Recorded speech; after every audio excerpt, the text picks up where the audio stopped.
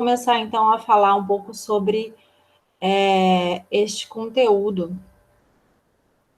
Falar sobre essa extensão de conteúdo, na verdade, para encerrar esse estudo do movimento uniforme, do movimento uniformemente variado, que é a representação gráfica desses movimentos.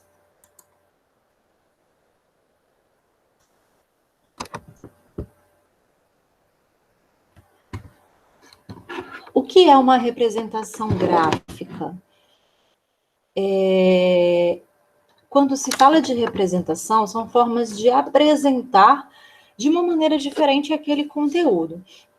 E como o movimento uniforme, o movimento uniformemente variado, eles trabalham, e na maioria das vezes a sua leitura, né, e a sua formalidade de representação matemática se baseia nas funções, e vocês já viram isso com o professor Emerson, o movimento uniforme, que trabalha com uma função constante e com uma função afim, ou função do primeiro grau, dependendo de como vocês estudaram isso no ensino fundamental, e provavelmente já começaram a ver isso com o professor de vocês de matemática é o Márcio. Eu não lembro se eu perguntei para vocês, mas eu imagino que seja um planejamento só e que eles tenham começado pelos estudos das funções. E no movimento uniformemente variado, é ampliado para mais uma função, que é a função quadrática, ou função do segundo grau, como representação também dentro da linguagem matemática desses movimentos. Então, a representação gráfica é só mais uma forma de analisar e representar esse movimento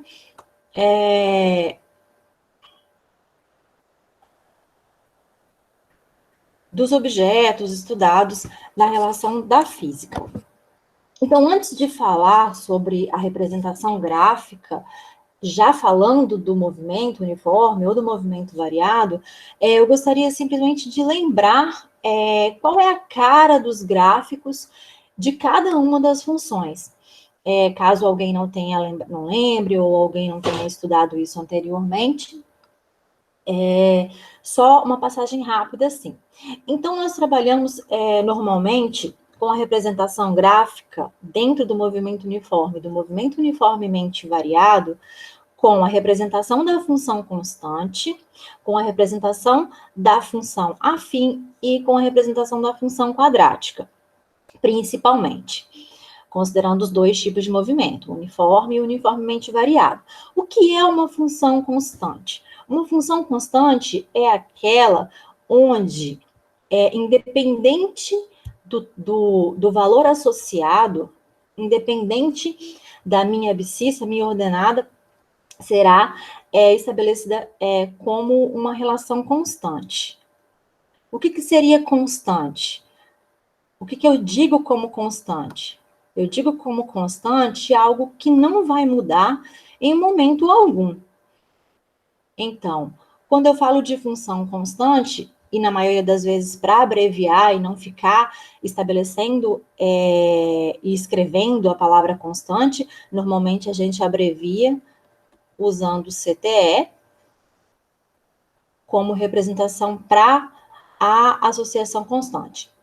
Então, o que é uma função constante normalmente? Ela é apresentada como f de x igual a um valor qualquer. Aqui eu utilizei a variável incógnita c, que normalmente na matemática se usa, ou ao invés de usar o f de x como uma função de x, usa-se o y igual a c, cara de uma função constante.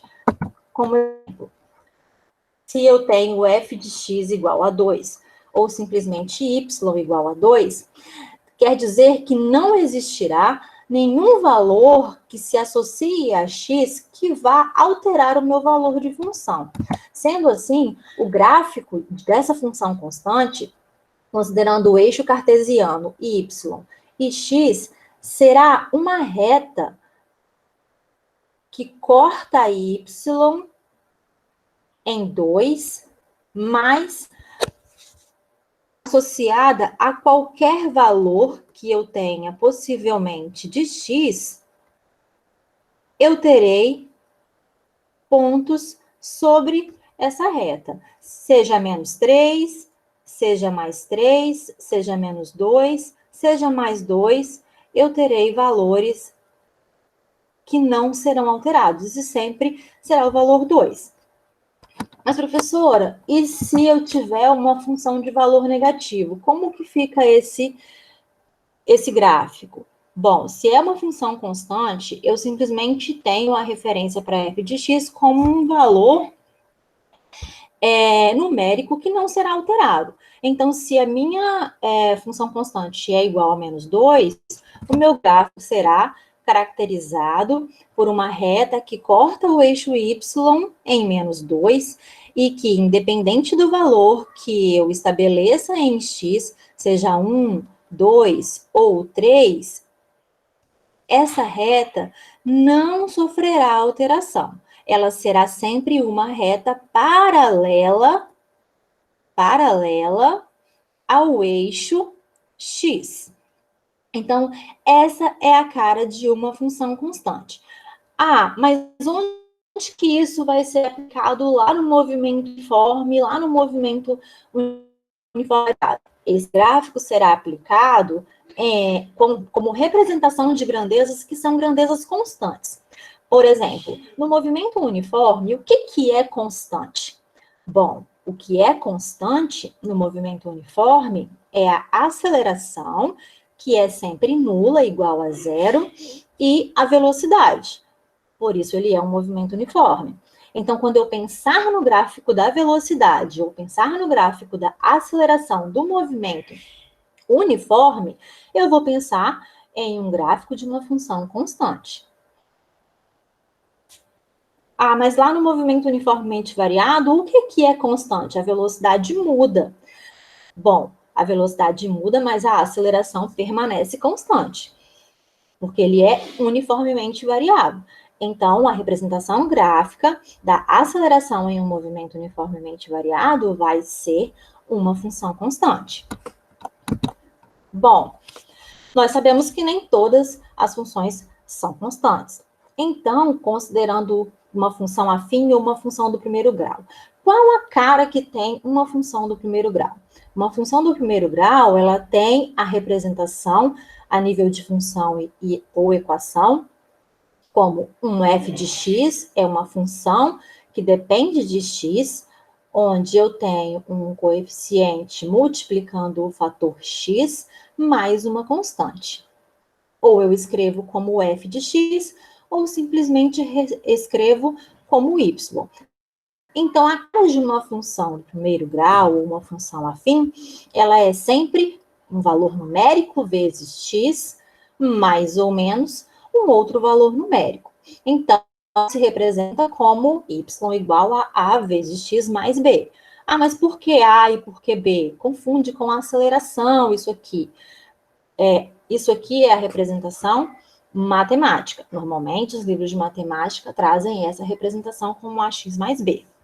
Mas qual a cara de uma função afim?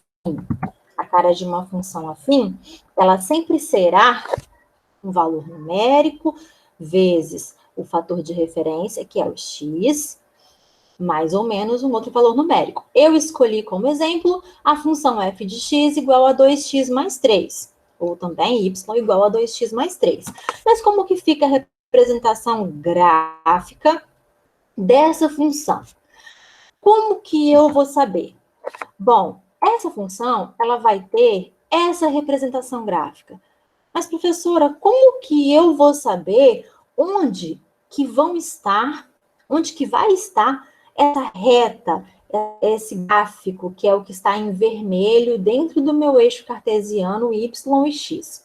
Bom, lembrando lá da tia Cotinha lá do ensino fundamental, quando eu preciso estabelecer valor de referência, eu sei que dentro de uma função, o y depende de quanto eu vou colocar para x. Então, eu vou vir aqui, vou colocar um y e ele depende de x.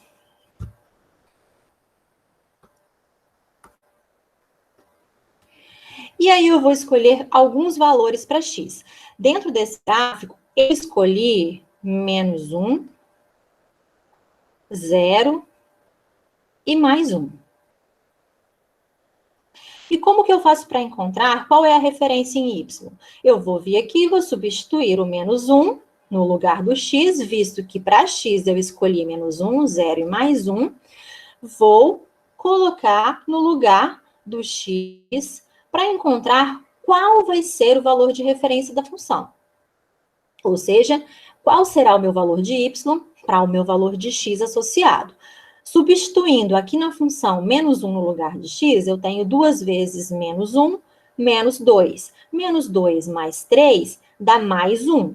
Então, eu já sei que y vale mais 1 quando x vale menos 1. Quando x vale 0, eu tenho 2 vezes 0, 0. 0 mais 3 é igual a 3. Então, quando x é igual a 0, eu tenho um valor associado de 3 para y. Quando x é igual a 1, 2 vezes 1, 2 mais 3 igual a 5. Logo, eu encontrei quais são os valores associados para y, considerando os valores escolhidos para representação em x. Então, como que eu encontro isso aqui? Eu vou vir aqui no meu ponto x, então eu escolhi o menos 1. Quando x é igual a menos 1, y é igual a mais 1.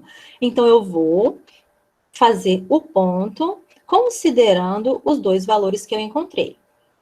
Marquei o meu pontinho aqui.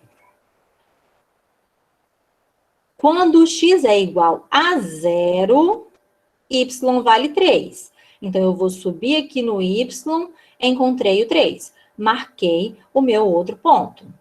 E quando x é igual a 1,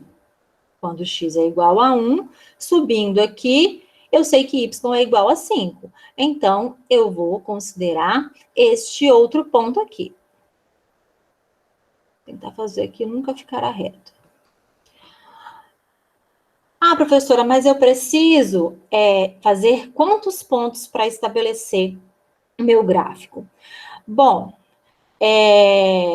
para que eu represente uma reta, e o gráfico de uma função afim é sempre uma linha reta, eu não preciso de mais do que 2 pontos. Se eu tivesse simplesmente pegado o menos 1 e o mais 1, eu conseguiria estabelecer o meu gráfico aqui dentro das proporções.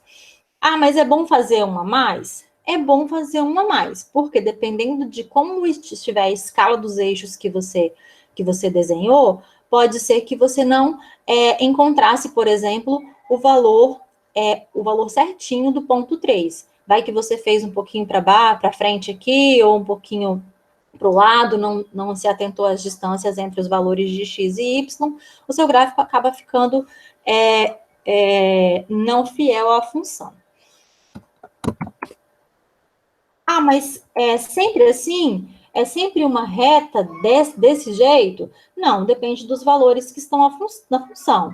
Então, aqui eu trouxe um outro exemplo, que eu simplesmente mudei o valor de y igual a 2x mais 3 para y igual a menos 2x mais 3. O que isso vai mudar no meu gráfico? Vai mudar ele bastante. Por quê? Ao representar, eu tenho que considerar os valores de y, considerando os valores de x. Então, dessa forma, eu preciso... Ah, vamos escolher os mesmos pontos? Ah, vamos escolher sim. Então, vamos escolher menos 1, 0 e 1. Então, substituindo aqui, eu tenho menos 2 vezes menos 1. Menos 2 vezes menos 1, menos com menos mais, dá mais 2. Mais 2 mais 3, então, quando x é igual a menos 1, y vai ser igual a 5. Ah, eu tenho menos 2 vezes 0, menos 2 vezes 0 é 0, mais 3, 3. Ok? Quando x é igual a 0, y é igual a 3. Menos 2 vezes 1, quando x igual a 1, é igual a menos 2. menos 2 mais 3 igual a 1. Então, fazendo a representação dos pontos, eu encontro quando x igual a menos 1, y igual a 5. E aí eu encontro os meus pontos que vão me possibilitar a representação do gráfico. Ah, mas o que tem a ver com a física essa representação de uma função matemática? Bom, vocês vão observar lá na frente que a função horária das posições do movimento uniforme, ela é bem parecida com uma função afim. Quando você estabelece que a posição depende do tempo. Então, a minha posição faz o papel do y e o meu tempo vai fazer o papel do x. Então, eu posso representar porque existe uma dependência. Aqui, como o y depende de x, lá a posição depende do tempo. Por isso, a gente consegue escrever a função. Mas sabemos que não tem só essa função afim, que representa as posições em função do tempo, e também representa lá no movimento uniformemente variado a velocidade como uma função do tempo, porque eu sei que a velocidade se altera com o tempo lá no movimento uniformemente. E aí a gente vai falar disso lá na frente, já usando as funções. Como outro exemplo de representação gráfica, a gente tem a função quadrática e a função do segundo grau. Ah, mas essa aí é um pouco mais difícil, um pouco mais complicada. Por quê? Porque ela não é simplesmente uma retinha que é paralela ao eixo X, ou ela é inclinada subindo, ou inclinada descendo, né? Crescente ou decrescente. Essa aqui, como a função é uma função que tem dois níveis de dependência, ou seja, y depende de x, mas existe um fator quadrático para essa dependência, não vai ser linear, não vai ser uma reta. Quando eu tiver a representação para esta função quadrática, que tem essa cara de y depende de x, mas com uma relação em que eu tenho um valor numérico que multiplica x elevado ao quadrado, mais um outro valor numérico, vezes x, mais um valor numérico que seria uma constante. Esses coeficientes associados na matemática têm como representação também associações dentro das funções do movimento na física. E quais seriam a cara dos gráficos de representação da função quadrática? Seria uma parábola perfeita, completa, ou simplesmente um braço de parábola, que seria uma parte da parábola simplesmente. Isso a gente vai ver lá na representação também. Observe que este gráfico aqui tem essa cara e este aqui tem essa outra cara. Qual a diferença entre os dois? A diferença entre os dois é o coeficiente associado a com a relação de dependência do fator quadrático x quadrático. Quando este valor, esse coeficiente que multiplica x ao quadrado, for um valor positivo, ou seja, maior do que zero, aqui, ó, for positivo, a minha concavidade, ou seja, essa cava da parábola, ela é virada para cima. Então, quando o fator associado, né, o coeficiente A for negativo, ou seja, menor que zero, a concavidade da parábola está virada para baixo. É aquela coisa assim, ó, se o saldo da minha conta no banco está positivo, eu estou feliz, eu estou sorrindo. Mas se a minha conta está no negativo e eu estou devendo, a tristeza bate e eu estou triste. Então, lembrando, se o coeficiente que acompanha o valor, aqui, ó, que multiplica o fator quadrático positivo, concavidade para cima, se for negativo, concavidade para baixo. Ah, mas o que isso vai me servir lá na física? Vai servir porque eu sei que existe um fator quadrático lá na função das posições em função do tempo, E existe uma grandeza física que está acompanhando aquele fator quadrático, que é a aceleração. Então, ela que vai me dizer se a concavidade do meu gráfico será para cima ou será para baixo. Mas isso a gente vai trabalhar direto nas funções. É só uma breve lembrança de qual é a cara de cada uma dessas funções. Então, vamos para os gráficos do movimento retilíneo uniformemente variado, que são os que nós estudamos nessa parte do primeiro ano. O movimento retilíneo uniformemente variado, só fazendo uma breve revisãozinha aqui, ele é um movimento cuja velocidade ela é constante. E por essa velocidade não se alterar, a gente relaciona, e a gente sabe, né, que movimentos uniformes, eles são complexos, e no dia a dia é muito difícil ter um movimento que é um movimento retilíneo uniforme. É por isso que a gente trabalha com o que nós chamamos de velocidade média. Então, eu consigo estabelecer uma velocidade média, mesmo tendo pequenas alterações, e aí considerar essa velocidade média e associar um movimento com velocidade constante, adotando essa velocidade média como velocidade em todo o trajeto. Então, por isso que a função horária do movimento uniforme, ela acaba sendo uma derivação da função lá da velocidade média que vocês estudaram no começo do ano. Então, como que eu associo a velocidade média? A velocidade média é igual à variação das posições dividido pela variação do tempo. O tempo gasto para percorrer aquele trajeto, aquela distância. Representado por S por posição final, S0 por posição inicial, T para o tempo associado da posição final e T0 para o tempo associado da posição inicial. Então, a partir disso, quando eu considero que o meu tempo inicial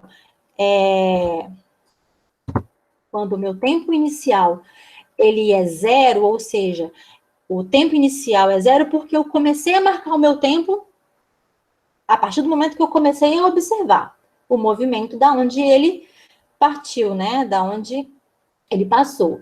Então, se eu considero T inicial igual a zero, fazendo as devidas substituições, eu chego nessa função aqui, que é uma função, que é a função horária das posições do movimento uniforme, movimento retilíneo uniforme. Mas, olhando para essa função, eu sei que, dependendo do tempo, a posição vai mudar. Então, eu sei que para saber onde o objeto vai estar, eu preciso saber em que instante eu estou observando. Se eu sei a posição inicial, onde ele passou ou ele estava, quando eu comecei a observar o movimento. Então, se você observar essa função, ela é muito parecida com uma função afim. Porque S depende de T, da mesma forma que lá na função afim, o Y, ele depende do X. Então, o meu S vai fazer o papel do meu Y. Esse valor da posição inicial é um valor numérico, é um valor já conhecido. Então, ele vai ser o meu coeficiente B. A minha velocidade acompanha o tempo, que é o fator determinante aqui. Então, o meu fator A seria a velocidade e o meu tempo vai fazer o papel do X. Então, se você observar, a função das posições é muito semelhante a uma função afim, e ela é caracterizada como uma função afim. Então, se ela é caracterizada como uma função afim, eu tenho como representar na forma gráfica. Tenho como representar na forma gráfica tanto a função horária das posições, onde S depende de T, nesse caso, relacionando a dependência Y de X, e a função da velocidade também. A velocidade depende do tempo para um movimento uniforme? Bom, a velocidade depende do tempo, sim. Mas no movimento uniforme, a velocidade se altera? Não. A minha velocidade, ela é constante no movimento uniforme. Então, o gráfico da velocidade pode ser representado? Pode ser representado, sim. Porém, o gráfico das posições será a representação de uma função afim, uma função do primeiro grau, enquanto o gráfico da velocidade será a representação de uma função constante, aquela primeira que a gente falou lá no início. Então, vamos falar da posição em função do tempo. Bom, eu tenho um objeto que se move aqui, um carro, e eu tenho como estabelecer um gráfico característico deste movimento se eu considero um marco de referência zero, um tempo t1, onde ele vai estar numa posição S1, e um tempo t2, onde ele vai estar numa posição S2. Bom, considerando que este carro se movimenta no sentido crescente da trajetória, ou seja, ele está avançando posições, ele está ganhando posições à medida que o tempo passa, eu sei que este movimento ele é um movimento caracterizado como um movimento progressivo. Então, se ele é um movimento progressivo e ele está ganhando posições, a minha velocidade é uma velocidade positiva, ou seja, maior que zero. Bom, já nesse outro exemplo aqui, o meu carro ele está voltando. Então, à medida que o tempo passa, ele está diminuindo posições. Se ele está diminuindo posições, esse é um movimento que a gente chama de retrógrado ou até regressivo. Em alguns livros ele chama de regressivo, progressivo e regressivo, ou progressivo ou retrógrado, não está errado. Então, aqui, como ele está diminuindo posições, eu tenho uma velocidade negativa associada. Mas qual a diferença entre os dois gráficos? Eu tenho como diferença um gráfico que é sempre ascendente, um gráfico que é sempre crescente para o movimento progressivo e um gráfico que é sempre decrescente para um movimento retrógrado. Então, o gráfico para a representação da função horária, das posições em função do tempo, será sempre uma linha reta, seja ela crescente, ascendente, se a velocidade for positiva, né, o movimento progressivo, e decrescente aqui, ó, descendente, se o meu movimento for retrógrado, se a minha velocidade for negativa. Já a velocidade em função do tempo, no movimento uniforme, se a velocidade ela não sofre alteração, essa velocidade ela é constante, né, ou abreviado, no CTE, para ficar mais simples, eu sei que ela, mesmo que eu estabeleça o tempo 1, 2, 10, 20 segundos, essa velocidade não vai sofrer alteração, porque é um movimento uniforme e essa velocidade é constante, ela não muda.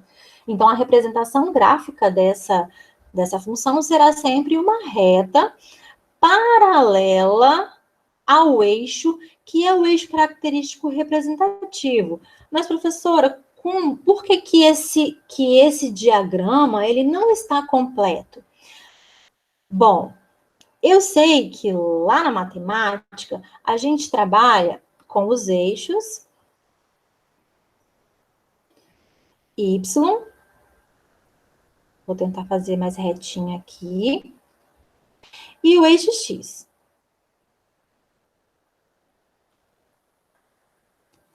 Onde daqui, que é a minha origem, que é o zero para cima, é positivo, e da minha origem para baixo é negativo. Da mesma forma aqui, onde está o x. Daqui da minha origem para a esquerda, eu tenho valores negativos associados, como para a direita eu tenho valores positivos associados. Na representação dos movimentos, o meu y depende do x aqui na matemática, e como é uma função horária, seja a velocidade ou seja as posições, elas dependem do tempo. Então, quando eu represento os gráficos associados para o movimento,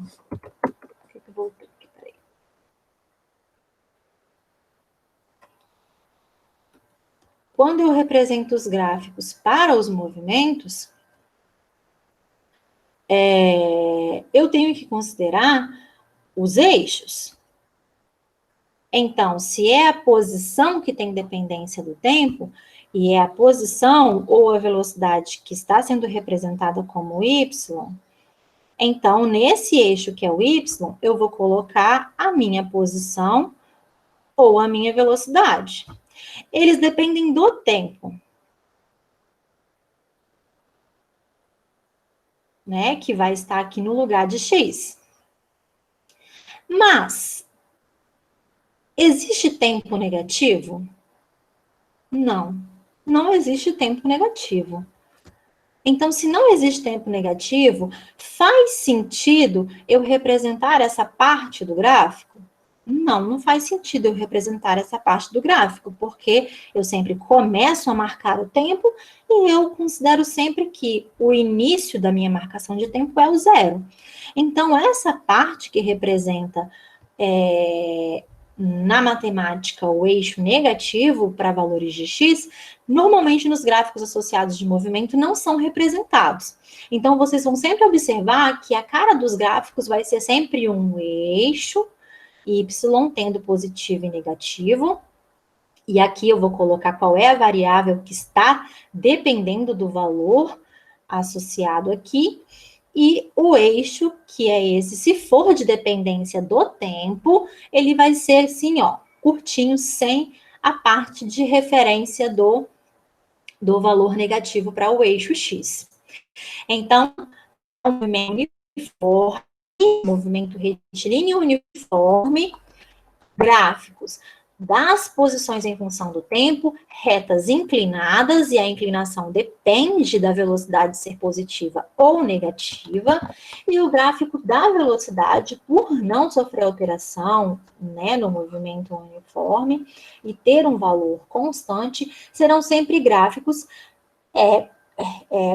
representados como uma reta paralela ao eixo dos tempos, que é representado no que seria o eixo x. Então, qual a diferença de um gráfico para o outro? Esse representa um movimento progressivo, ou seja, com velocidade positiva. Se a velocidade é positiva, ela estará na parte de cima, considerando o eixo positivo. Se o movimento é retrógrado, velocidade negativa, a representação do meu gráfico vai estar aqui embaixo, considerando o valor negativo associado para a velocidade no movimento retrógrado. Lembrando, progressivo, avançando posições, ganhando posições, e retrógrado ou regressivo, diminuindo posições, ou seja, se movendo no sentido contrário do sentido crescente da trajetória. Bom, entendendo como que esses gráficos aparecem, né, e qual é a função dentro do movimento que eles estão relacionados, eles podem encurtar o caminho para que eu encontre algumas informações. Então, existem algumas propriedades dentro do estudo dos gráficos que são as relações de associação com área e com ângulos. Porque se eu tenho retas associadas e eu tenho eixos coordenados aqui, né, o que seria o x e o y, eu consigo estabelecer regiões dentro desse gráfico que vão ter um formato geométrico que eu posso encontrar um valor de área. Lembrando que essa parte da física é uma parte que ela é bem matemática. Ela usa como uma ferramenta matemática para descrever parte do estudo desse tipo de movimento. Por que a gente fala desse conteúdo? Porque vocês vão ser cobrados desse conteúdo quando for fazer um Enem ou fazer um concurso qualquer. E ler um gráfico perfeitamente, entender o que o gráfico representa, faz toda a diferença. Faz toda a diferença para que você resolva as questões como elas são propostas. Então, aqui, simplesmente, me foi dado um gráfico da velocidade em função do tempo. Me foi dado um gráfico da velocidade em função do tempo. E eu preciso encontrar qual foi o deslocamento desse gráfico. Eu vou extrair a velocidade, mas aí ele não me deu qual é a posição inicial, qual é a posição final. Como que eu vou saber o deslocamento? Eu vou usar a função da velocidade média, porque eu tenho tempo? Posso, mas também eu posso pegar esse gráfico e utilizar a propriedade que diz que nesse intervalo de tempo T1 e T2, considerando a velocidade do objeto, eu consigo escolher esse intervalo de tempo e limitando a linha do gráfico ao eixo dos tempos, eu consigo este formato geométrico. Bom, isso se assemelha a um paralelogramo, seja um quadrado, um retângulo, né? Não tem certinhas as dimensões, mas eu sei que para fazer a área desse paralelogramo eu tenho o quê? Base vezes altura ou lado vezes lado. Então, quando eu relaciono essa área, eu encontro um valor numérico que é equivalente ao deslocamento. Então, nós dizemos que o valor da área da figura formada entre o gráfico e o eixo dos tempos é numericamente igual ao deslocamento quando eu estou falando do gráfico da velocidade. Então, se o gráfico é da velocidade em função do tempo, a área da figura formada entre o gráfico e o eixo dos tempos, considerando o intervalo de tempo, é numericamente igual ao deslocamento desse objeto nesse intervalo de tempo. É mais uma coisa para lembrar? Eu prefiro fazer do jeito conveniente? Tudo bem, mas é simplesmente mais uma forma de encontrar um valor sem ter que passar pelas equações. É só lembrar. Bom, se eu fizer a área, eu encontro o deslocamento. Espera aí, o gráfico da velocidade é em função do tempo. Se eu souber o valor dessa área da figura, eu encontro o deslocamento. Aqui eu só trago uma relação que diz que se a velocidade for positiva, o meu deslocamento é positivo porque ele vai estar avançando posições, ele vai estar ganhando posições. E se a velocidade for negativa, é essa área de baixo que eu vou usar e eu vou encontrar um valor negativo, até porque a posição final é menor que a posição inicial, porque ele está voltando na trajetória. Outra propriedade aqui, que é a propriedade associada o gráfico das posições em função do tempo. Eu tenho um gráfico das posições em função do tempo. Eu sei que nesse ponto aqui, onde o tempo é igual a zero, é onde eu comecei a marcar o movimento. Então, aqui é a minha posição inicial. A partir, desse momento, ele começa a se deslocar e em um certo tempo T1, ele chega em uma posição S. Bom, esse é o intervalo de tempo e esse é o movimento que eu estou estudando que está representado por esse gráfico. Existe uma outra propriedade, considerando a inclinação, porque eu tenho uma reta inclinada, quando o gráfico é do movimento uniforme e é das posições em função do tempo, que diz que se eu encontrar a tangente deste ângulo, aqui, ó, que é formado entre a reta e esta paralela aqui, ó, que cruza a posição inicial, considerando este ângulo, sabendo que ele pode ir de 0, né, a 360, dependendo da inclinação da reta. Se eu souber a tangente desse ângulo, eu encontro o valor da velocidade. Eu não sei se vocês estudaram isso no ensino fundamental, mas a tangente, ela está associada às relações de cosseno e seno desse ângulo alfa. Considerando... mas o que é cosseno e seno? São relações associadas ao círculo trigonométrico, que se baseia também numa relação básica de eixo cartesiano, que estabelece a relação de angulação estudada a partir do triângulo retângulo. Porque se você observar, esta reta vermelha aqui, que é a reta característica do meu gráfico, quando eu estabeleço essas paralelas ao eixo dos tempos, que seria x, e essa paralela ao eixo das posições, que seria o meu y, eu fecho um triângulo, que é um triângulo retângulo. Aqui é um ângulo reto. Então, eu sei que a base desse triângulo tem o mesmo tamanho do meu ΔT, de 0 até 1. E a altura desse triângulo tem o mesmo tamanho do meu ΔS, ó, de S0 até a minha posição S. Então, eu sei que esse pedaço aqui, ó, ele vale ΔS, que é a mesma coisa que S menos S0. E esse pedaço aqui, ó, que é a base do meu triângulo retângulo, ele vale a mesma coisa que o meu ΔT, que é o quê? T1 menos 0. Bom, e aí? Mas o que isso me ajuda, professora? Estes tamanhos associados a essa grandeza, essas grandezas, foi o que levou à associação de que a tangente deste ângulo alfa é equivalente à velocidade. A velocidade é o quê?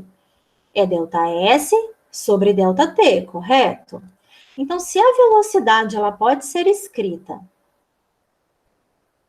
como ΔS sobre ΔT, e eu tenho um triângulo retângulo aqui, e se faz associação às relações trigonométricas do triângulo retângulo, que diz o quê? Que o cosseno daquele ângulo alfa, ele é o quê? Ele é o cateto oposto dividido pela hipotenusa. Quem é a hipotenusa? É esta parte do triângulo, ou seja, o maior lado do meu triângulo é chamado de hipotenusa.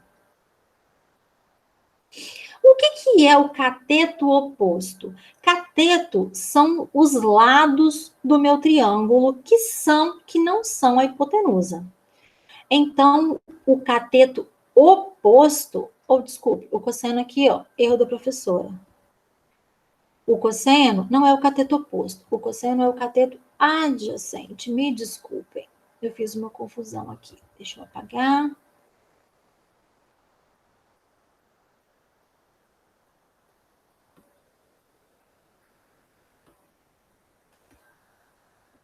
É o cateto adjacente. O seno, que é o cateto oposto dividido pela hipotenusa. Mas o que é o cateto oposto? O cateto oposto é o lado desse triângulo que está separado do ângulo, oposto ao ângulo. Então, qual é o cateto oposto a esse ângulo? Olha, não é esse, porque esse aqui está coladinho no meu ângulo. Então, esse aqui é chamado de cateto adjacente, porque ele está junto com o meu ângulo. Já esse outro aqui, que é o lado do meu triângulo retângulo, que está separado, né, está oposto, ele é chamado de cateto oposto. Então, se eu tenho um cateto oposto dividido pela hipotenusa, eu tenho cateto adjacente dividido pela hipotenusa, eu tenho a relação de seno e cosseno.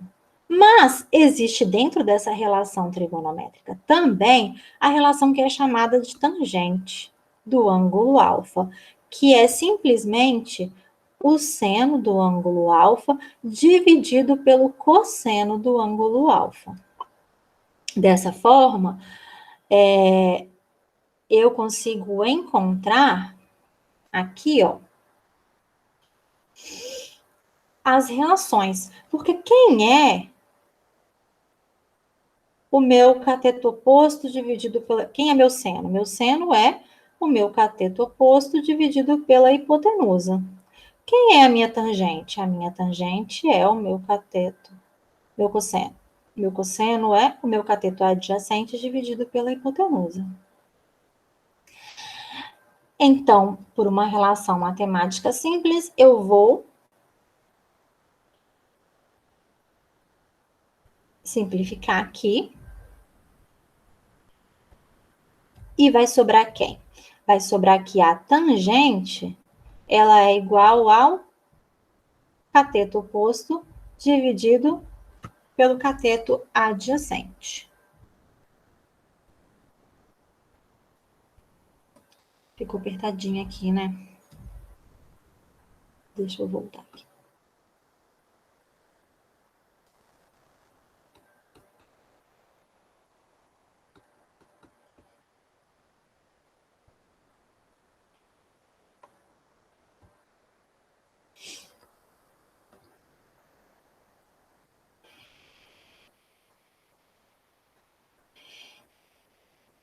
A minha tangente de alfa é igual ao cateto oposto dividido pelo cateto adjacente.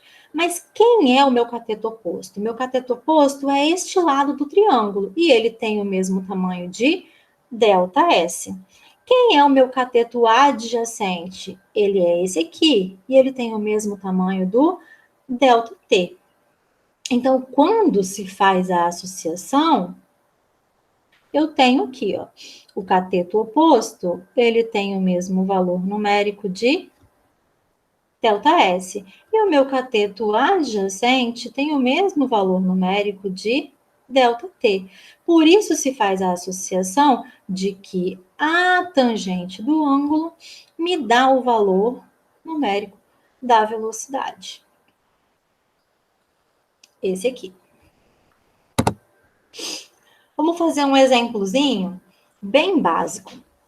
A tabela aqui embaixo registra os deslocamentos S em função do tempo T, referentes ao movimento retilíneo uniforme de um móvel. Como é o gráfico da posição em função do tempo desse móvel?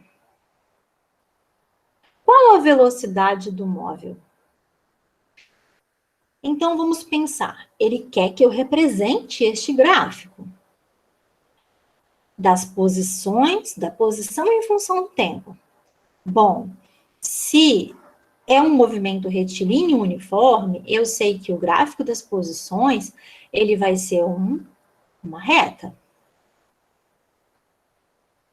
Seja ela crescente ou decrescente, isso vai depender do que a função aqui me fornece. Então, vamos fazer o gráfico. Se eu conseguir fazer uma linha reta aqui.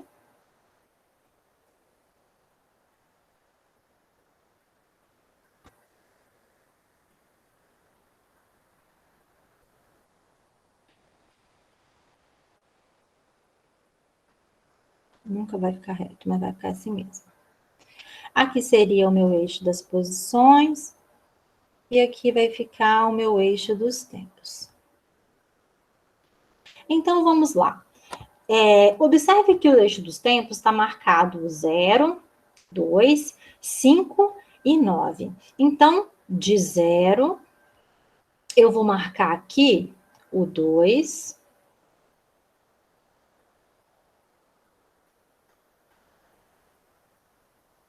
o 5 e o 9.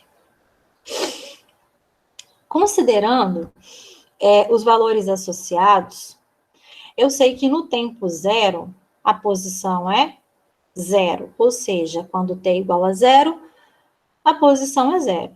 Vou mudar a cor aqui para a gente marcar os pontinhos. Vamos marcar de azul.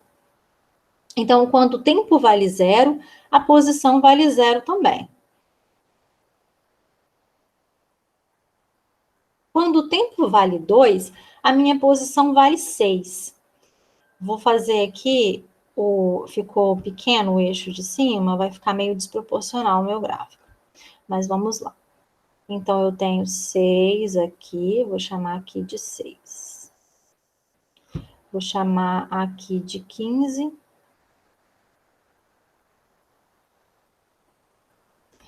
E aqui vai ficar o 27, mas ele deveria estar um pouquinho mais para cima. Mas vamos lá marcar os pontos. Quando o tempo é zero, a posição é zero. Quando o tempo é 2, a posição é 6. Quando o tempo é 5, a posição é 15.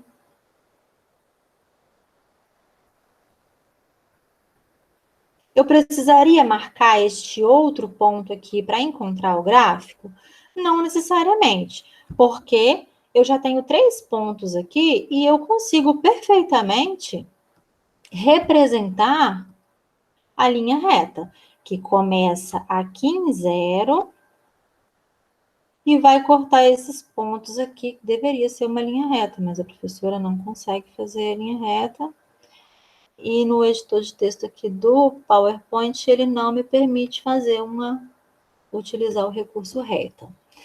Então, essa seria a cara deste gráfico, começando em zero, seguindo crescente, até chegar aqui no que seria o 27 e o 9. Muito ruim.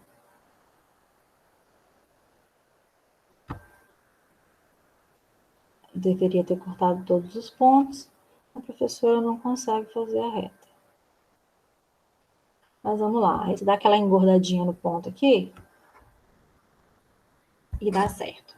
Representei o gráfico da função? Representei. O que eu consigo observar aqui? Que ele é um gráfico crescente, que ao longo do tempo as posições aumentaram. Então, eu consigo fazer uma observação só a partir do gráfico. Consigo fazer a observação de que a minha velocidade, ela é uma velocidade positiva e que o meu movimento é um movimento progressivo.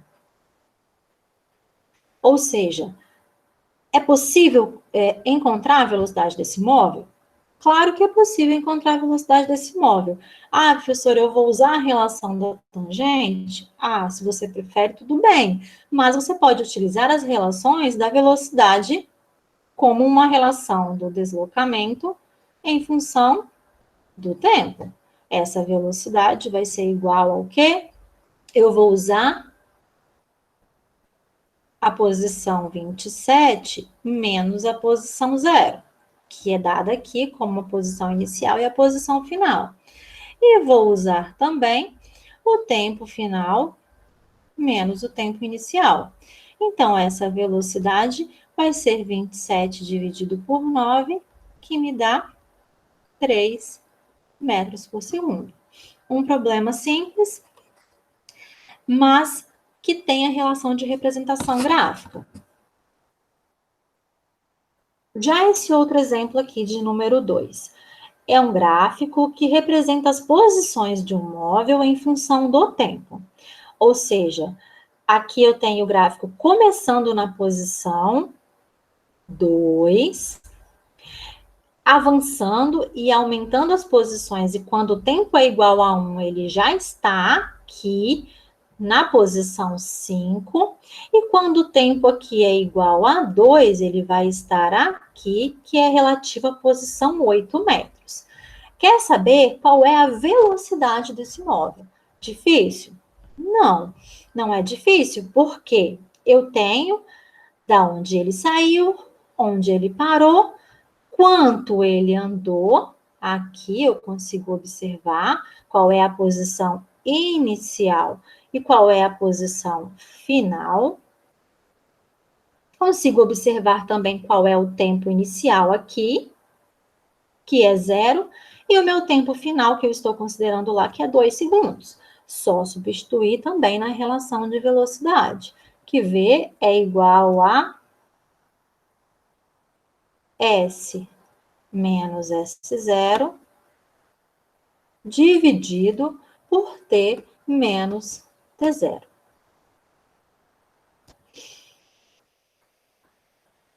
Essa velocidade é igual a 8 menos 2 dividido por 2 menos 0, o que me dá um valor numérico de velocidade igual a 6 dividido por 2, que é igual a 3 metros por segundo. Essa seria a velocidade deste móvel. Mas ele não quer saber só isso, ele quer que você escreva a função horária desse movimento. Porque se existe um gráfico, esse gráfico está associado a uma função das posições que dependem do tempo.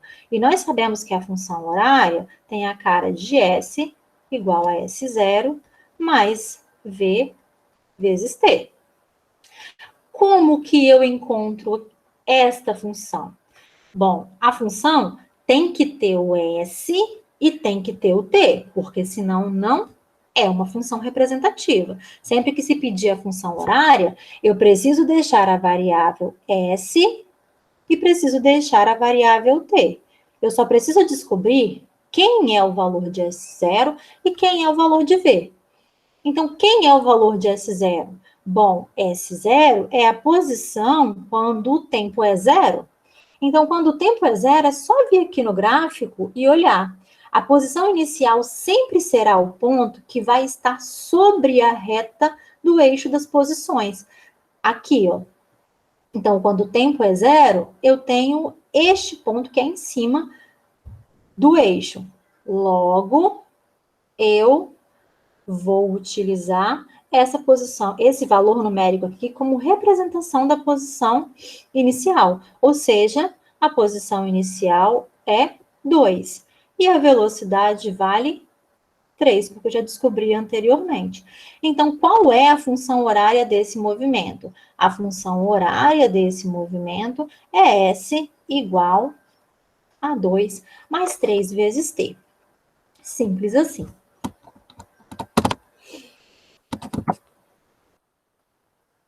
Seguimos avançando aqui. Vocês têm alguma coisa para perguntar?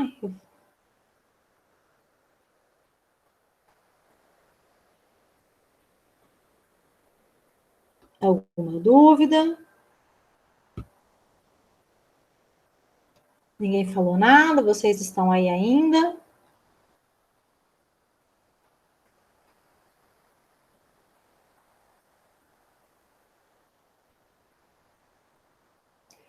Show de bola. Então, vamos seguir. Só olhando a hora aqui, são 9h48 já, eu vou dar uma aceleradinha e vocês me interrompam se eu estiver falando muito rápido, tudo bem?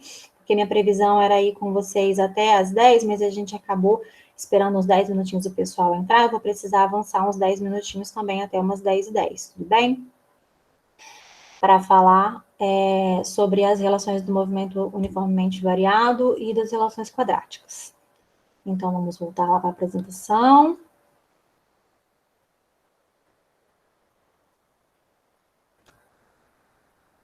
Vamos lá. Então, os gráficos agora do movimento uniformemente variado. Então, para lembrar, nós temos que representar os gráficos baseados nas funções. Como nós estamos trabalhando com a relação de dependência do tempo, nós não vamos trabalhar com a função de Torricelli. Nós vamos trabalhar simplesmente com a função da velocidade, que vocês já lembram, né, que V é igual a V0 mais A vezes T, a velocidade do objeto depende da velocidade inicial, mais o produto da aceleração pelo tempo, e as posições dependem da posição inicial, da velocidade que ele tinha inicialmente e da sua aceleração visto que as posições se alteram com o tempo, mas também se alteram com dependência dessa velocidade, que também muda com o tempo. Então, eu tenho aqui a representação de dois gráficos, na verdade, vão ser 3 gráficos, porque eu tenho a aceleração no movimento uniformemente variado, né, que a minha aceleração, ela é constante. Então, se ela é constante, eu tenho um gráfico de função constante também, que representa a aceleração.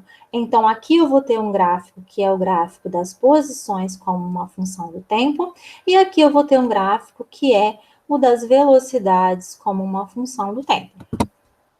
Então, estes gráficos da posição em função do tempo. Então, o gráfico das posições em função do tempo, como a função horária das posições do movimento uniformemente variado é uma função quadrática, né, uma equação ou função do segundo grau, nós vamos ter a representação do gráfico como uma parábola. Essa parábola pode ter a concavidade para cima ou a concavidade para baixo. Por quê? Porque o fator que acompanha o fator quadrático, aqui nesse caso da função, que é o tempo ao quadrado, é a aceleração. Então, se a minha aceleração é uma aceleração positiva, eu tenho uma concavidade para cima. Se a minha aceleração é uma aceleração negativa, eu tenho aí a concavidade para baixo. E como se diz que pode ocorrer apenas um braço de parábola?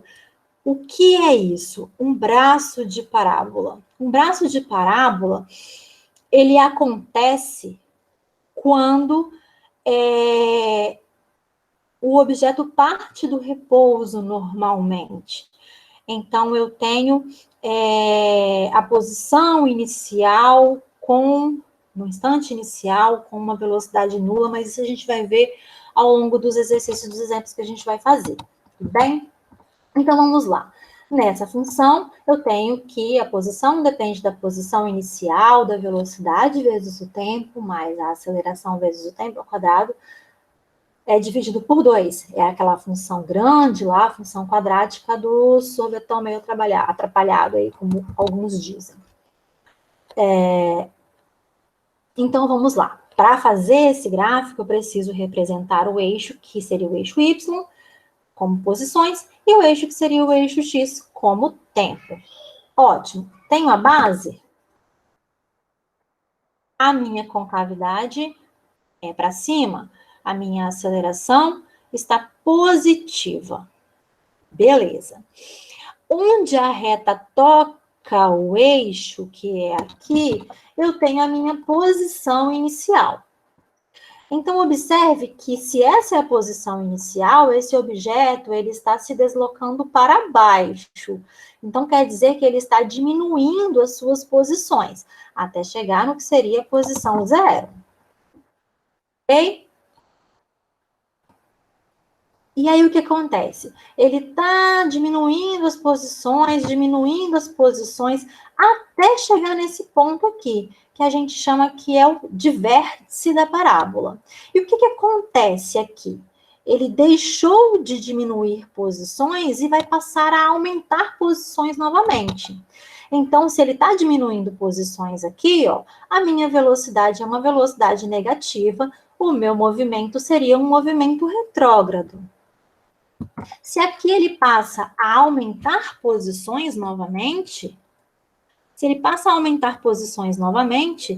ele está em um movimento crescente, né? Em um movimento que a gente chama de movimento progressivo. Então, a partir desse ponto aqui, que é chamado de vértice da parábola, é como se ele invertesse o sentido de movimento. Ele estava voltando na trajetória e começou a seguir no sentido crescente da trajetória novamente. Mas alguém consegue mudar o sentido do movimento sem parar? Não. Se eu estou caminhando para a direita e eu quero caminhar para a esquerda, eu preciso parar virar da meia volta e caminhar para a esquerda. Então, esse ponto que é o vértice da parábola, ele é caracterizado por um ponto onde a velocidade do objeto se anula, porque ele estava voltando, precisa parar para mudar o seu sentido de deslocamento.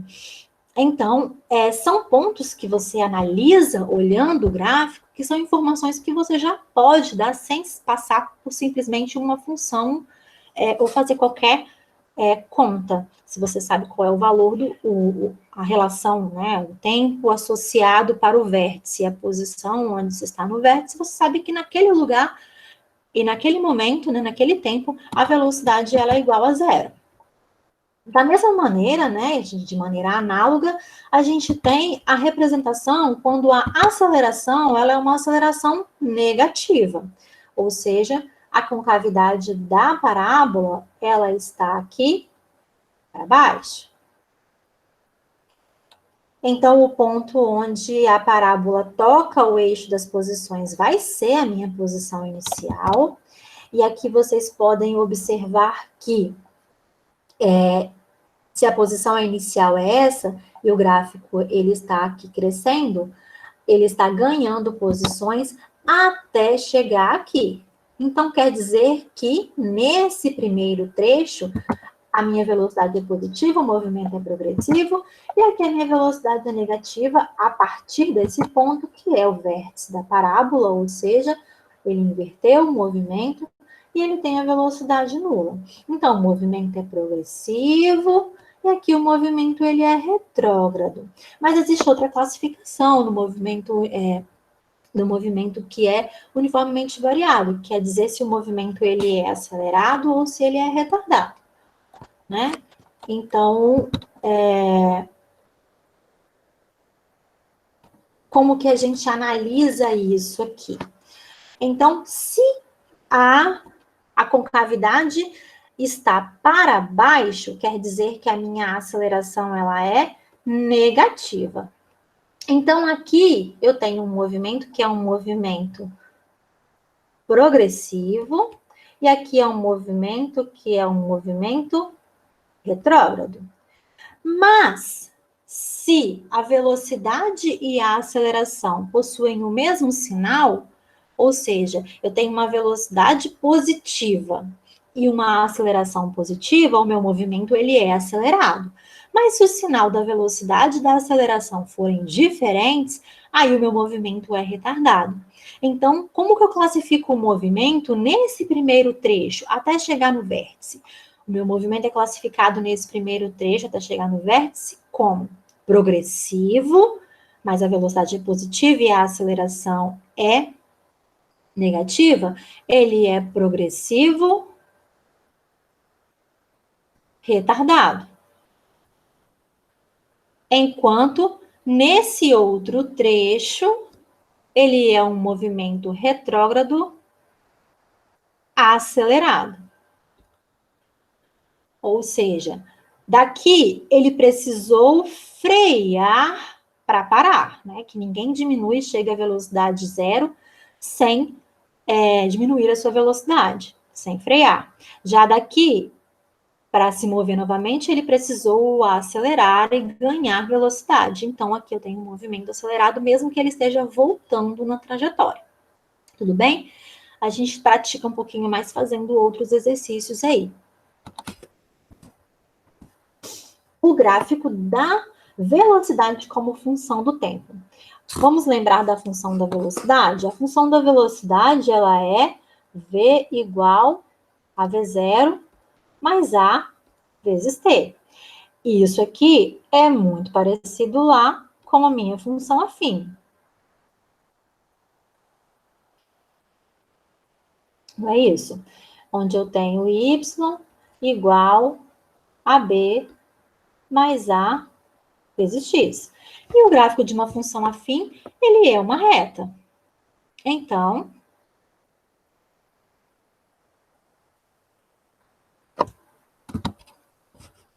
é uma função do primeiro grau, nós temos uma reta. Ele pode ser uma reta crescente ou decrescente, dependendo do valor da minha aceleração. Se eu tenho uma aceleração positiva, o meu gráfico será crescente. Se eu tenho uma aceleração negativa,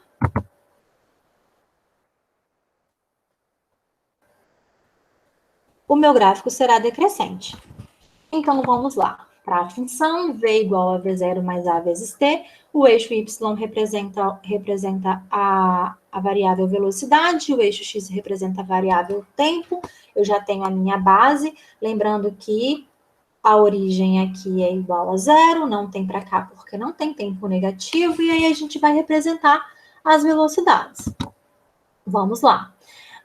Gráfico de velocidade crescente. Muito bom. Quer dizer que, quando o tempo é igual a zero, esse ponto aqui representa a minha velocidade inicial, ou seja, onde a reta corta o eixo das velocidades. Então, esse objeto tinha uma velocidade, tá vendo que ela está aqui embaixo, na parte negativa, uma velocidade inicial negativa. Então, esse objeto foi, chegou nesse ponto aqui, ó. Quando o tempo era igual a um T1 qualquer, ele tem a velocidade zero. Ele anulou a velocidade, tá vendo? Ó, para T1, a velocidade é igual a zero.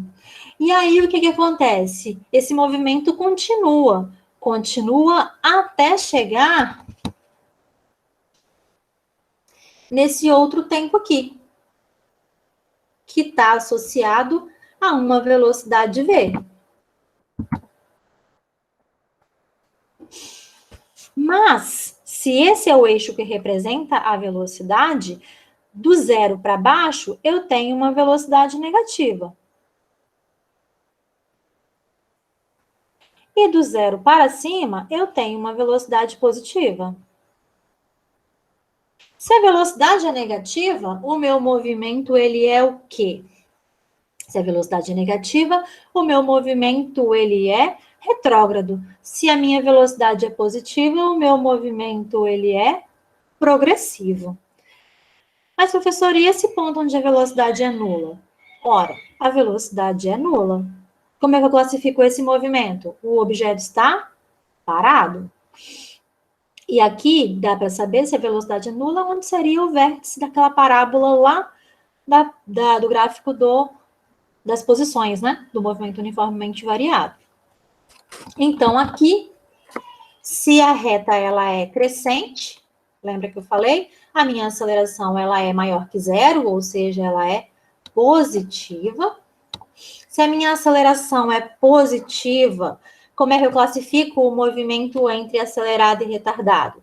Aceleração positiva com velocidade positiva, esse movimento ele é acelerado. Aceleração positiva com velocidade negativa, então aqui embaixo o movimento é retardado. Retardado e retrógrado. E aqui ele é acelerado e progressivo.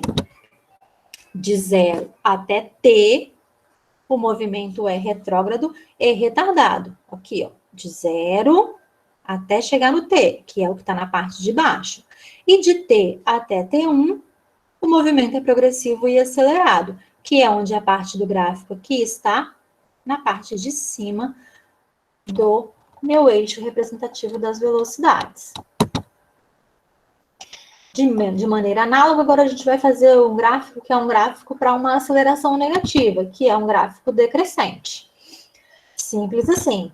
Onde toca o eixo é a minha velocidade inicial. Decrescente, em T1, eu tenho uma velocidade V. Lembrando que daqui para baixo a velocidade é negativa, daqui, que seria o zero, né, para cima, a minha velocidade ela é positiva. Velocidade positiva, movimento progressivo. Velocidade negativa, movimento é retrógrado. Então, a minha aceleração é negativa, né, menor que zero. Meu gráfico ele é um gráfico decrescente, descendente aqui. E eu posso classificar o movimento de outra forma também, como um acelerado e retardado. Porém, a minha aceleração, ela é negativa. Então, de 0 até t, 0 até t, ó, de 0 até chegar aqui no t. De 0 até chegar no t, a minha velocidade é positiva e a minha aceleração é negativa. O meu movimento é progressivo, porque a velocidade é positiva, mas ele é retardado porque a aceleração e a velocidade têm sinais diferentes. Já do t até o t1, o meu movimento é retrógrado, porque a velocidade ela é negativa e a aceleração tem o mesmo sinal da velocidade, ou seja, as duas são negativas, então é caracterizado como um movimento acelerado. Ou seja, ele tinha uma velocidade inicial positiva, né? Foi freando, chegou aqui nesse momento, ele parou, a velocidade dele foi 0, e aí aqui ele começou a aumentar a velocidade novamente, mas porém voltando na trajetória, mudando o seu sentido de movimento. Algumas propriedades dos gráficos também, como a gente falou antes. Para o gráfico da velocidade em função do tempo, nós podemos também fazer a relação, que foi a relação que eu expliquei lá no começo, que é a relação associada à tangente do ângulo, que é o ângulo de inclinação entre a reta, né, porque o gráfico que é uma reta é o gráfico da velocidade em função do tempo, associado à tangente. Então, a tangente desse ângulo me dá a aceleração, considerando os mesmos conceitos, que são o conceito de seno do ângulo alfa e o cosseno do ângulo alfa, que vai ser o cateto oposto dividido pela hipotenusa, e aqui o cateto adjacente dividido pela hipotenusa. Quem é a hipotenusa? A retinha vermelha. Quem é o cateto oposto? O cateto oposto, ele é esta parte do triângulo aqui, que é oposta, que é separada ao ângulo. Quem é o cateto adjacente? O cateto adjacente é esse aqui, que está coladinho no ângulo aqui. Este ângulo, quem é a hipotenusa? Esta reta. Ah, professora, mas espera aí, se aqui está cortando aqui, quer dizer que isso é a minha velocidade inicial, no tempo 0. Ah, e se isso aqui chegou nesse ponto aqui, quer dizer que isso é uma velocidade v para um tempo t. Desculpe. Para um tempo t1. Ora, de 0 até t, me dá esse pedaço, como a gente olhou antes lá, que é o ΔT. E daqui até aqui tem o mesmo tamanho da minha variação da velocidade aqui, ó, que é o meu ΔV.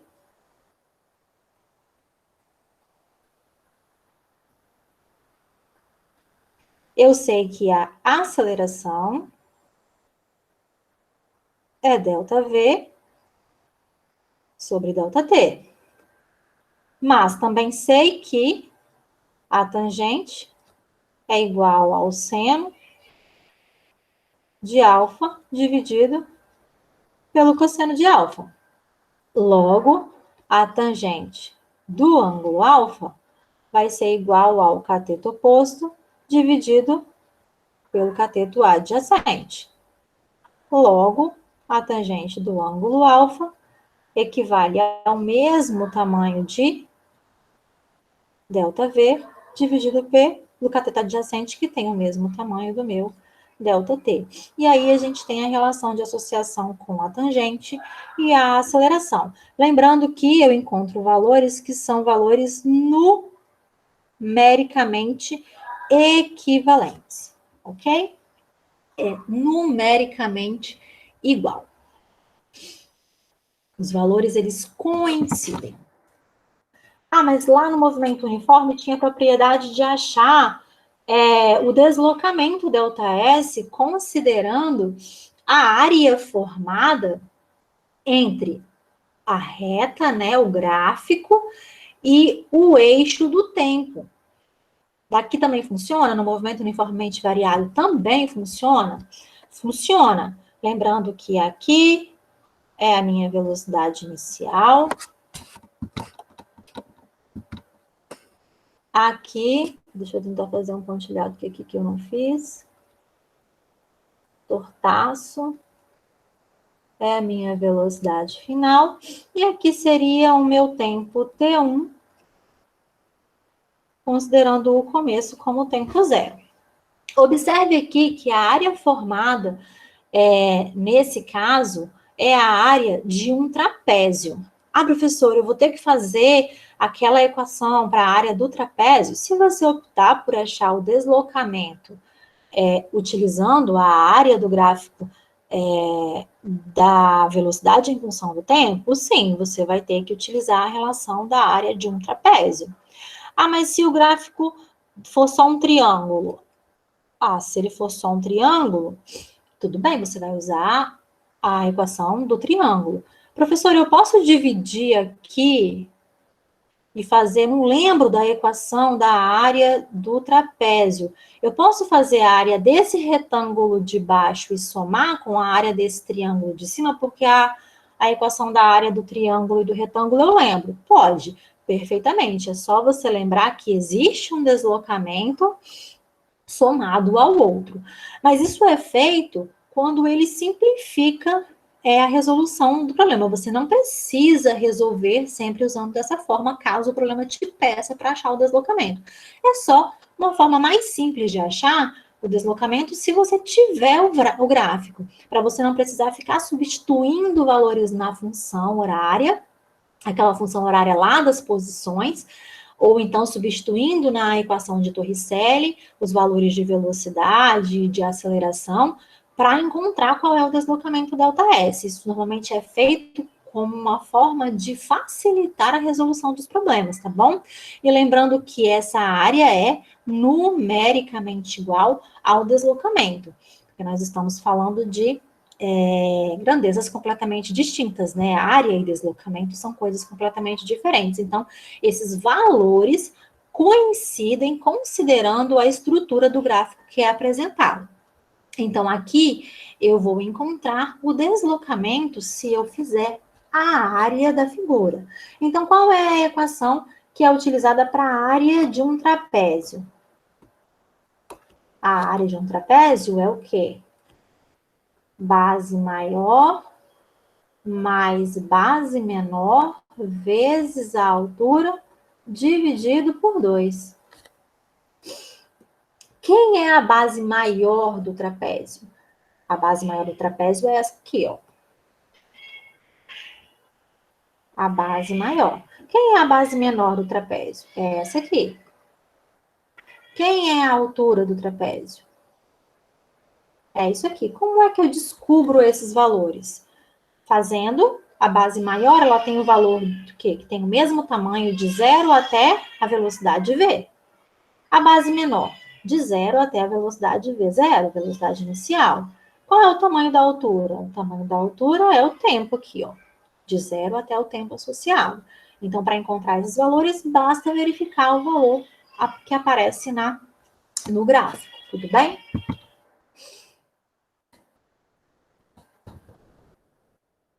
Esse aqui ficou desconfigurado, eu já vou passar e aí eu explico com ele já aberto.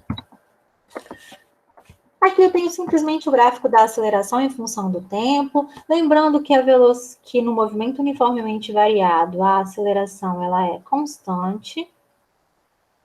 Se a aceleração ela é constante, então a representação do gráfico da aceleração em função do tempo é o gráfico de uma função constante, e aí é simplesmente traçar uma reta paralela ao eixo dos tempos, sempre se atentando se a aceleração for positiva, a minha aceleração tem que estar na parte superior do eixo, que seria representativo o eixo Y, né? Que é a aceleração, substitui o que seria o eixo Y, e o tempo está substituindo o que seria o eixo X nesse caso. Então, independente do valor de tempo que eu escolha, a aceleração não vai sofrer alteração no movimento uniformemente variado. E se a aceleração for negativa, o meu gráfico aqui me dá um menos A, e ele é localizado na parte inferior. Simples assim. Uma propriedade que nós temos também quando eu associo o gráfico da aceleração em função do tempo. Se eu tenho uma aceleração lá, eu tenho uma reta que vai de A até um tempo T1. Então, observe que formou aqui, né, um paralelogramo, e esse paralelogramo, ele tem valores de referência também. Se aqui é 0, eu tenho isso aqui como a minha base, ou um lado, né? E isso aqui como a minha altura, ou o outro lado.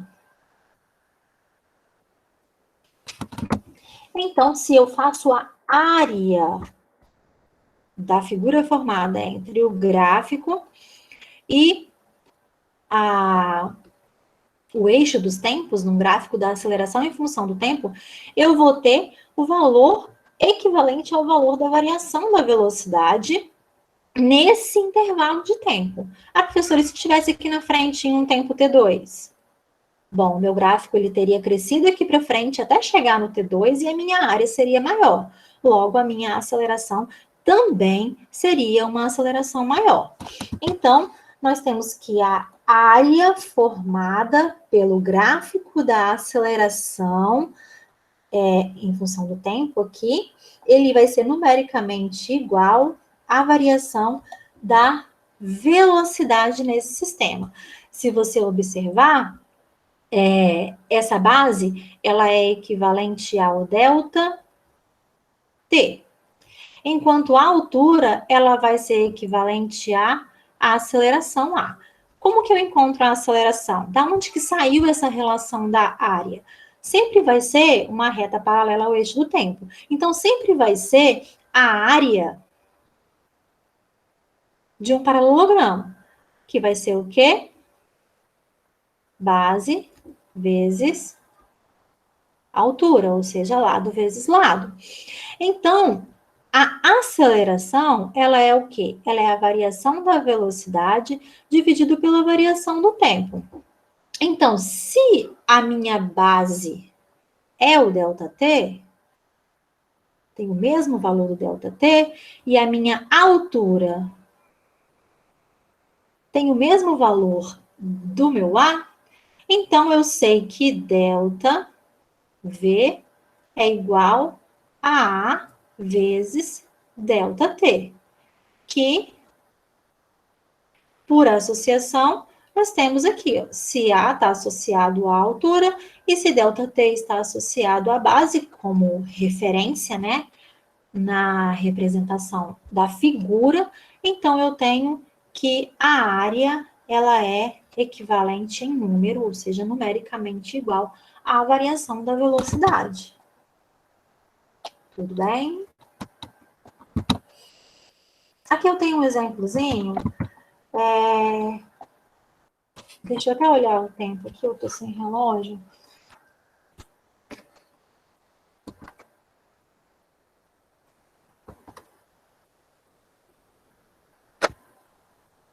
Deixa eu olhar aqui, já passei os 8 minutos. Eu vou fazer o seguinte com vocês, para não me alongar, até porque eu não posso passar muito do tempo.